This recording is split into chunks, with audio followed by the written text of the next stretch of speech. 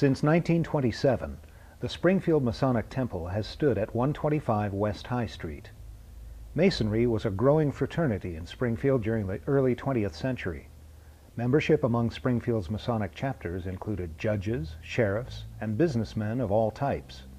One such businessman was Harry S. Kissel, Springfield's most prominent real estate developer. It was under his direction that money was raised to construct the building. Although the land was purchased in 1912 for $13,000, construction of the building did not begin until 1924, with the cornerstone being laid October 29th of that year. The architect chosen was Howard Dwight Smith, a well-known Ohio architect. During the same period, Smith created his award-winning design of Ohio Stadium on OSU's campus. He went on to design other buildings in Springfield, such as the Wittenberg Gymnasium and Fieldhouse and the Charles Heiser House. The Masonic Temple's construction includes a steel skeleton frame with concrete floors on a stone foundation. The construction took 3 years to complete at a cost nearing $1 million. As true today as when its doors opened, January 26, 1927, the 5-story building is a dominant presence on the downtown landscape. Built in the neoclassical style, the building's exterior is faced with smooth-cut Bedford stone and blond brick. Window openings are proportionally small compared with the scale of the building. There are no windows corresponding to the 3rd and 4th floors on the front facade.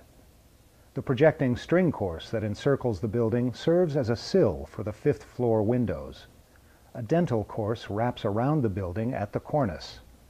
On the facade and side elevation returns is a second, small row of dentils.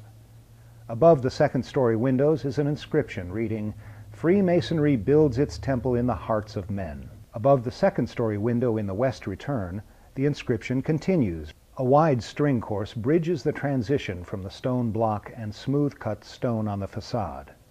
This band encircles the entire building. Below it, on the facade and side returns, is a decorative band carved with Masonic symbols. 2 freestanding Corinthian columns flank the building's centered entrance. The architectural drawings indicate that the columns were to support a sculpture, but none was ever added. The original wood doors are denoted by an ornate surround.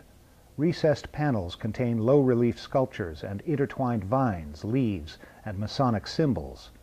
A carved lintel above the door contains further Masonic detailing with an open Bible on each end.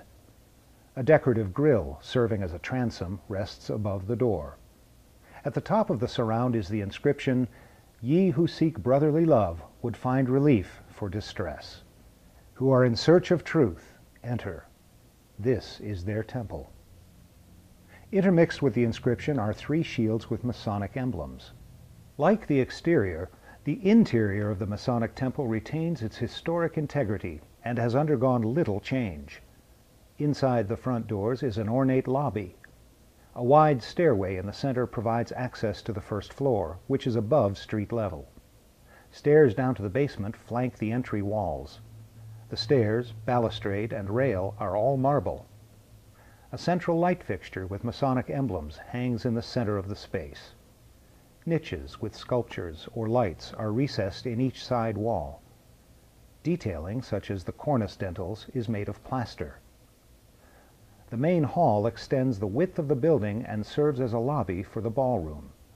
It features embedded pilasters, a terrazzo floor, and original entry doors with marble surround. The ballroom comprises much of the 1st floor. It has a wood floor, Doric columns and pilasters supporting a balcony stage. A reception room occupies the northwest corner of the 1st floor. It has a marble fireplace, plaster acanthus leaf cornice, paneled walls, and original light fixtures. The balcony level of the ballroom takes up much of the 2nd floor and is framed by a low wall and metal rail. The west wall of the balcony houses a library. A walk to the library takes one past 4 Springfield citizens, each elected to the station of Grand Master of the Grand Lodge of Ohio. These men are Ohio legislator Charles Anthony, Mr. Harry Seaman Kissel, Dr. Charles Lashley Minor, and Judge Harry Guy Graham. The 3rd floor contains 4 meeting rooms used by various Masonic lodges. The rooms are reached by a common hall. The meeting rooms are characterized by a raised platform on the wall opposite the door, a smaller platform on the rear wall beside the door, and raised platforms along each side. In the center of the room is a wooden altar. The meeting rooms have paneled ceilings and stenciled exposed beams. The fourth floor is primarily utilitarian. It contains banks of lockers and storage rooms for each lodge. The fifth floor is mostly comprised of the grand ballroom. Entrance into the ballroom is gained from a wide hall extending the width of the building. The hall has columns with pediments. The pediments are painted with murals depicting these historic scenes. The ballroom itself is ornate, with an atmospheric painted ceiling like that of a theater. The ballroom's large stage includes decorative proscenium and original backdrop curtains raised and lowered from a mechanical room housed atop the structure. Original wooden seating remains in the balcony, and an altar is centered in the room.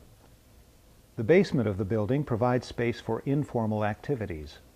From the West High Street entrance, Masonic members and their guests have access to a food service counter, reading area, wooden mantel fireplace, and pool tables.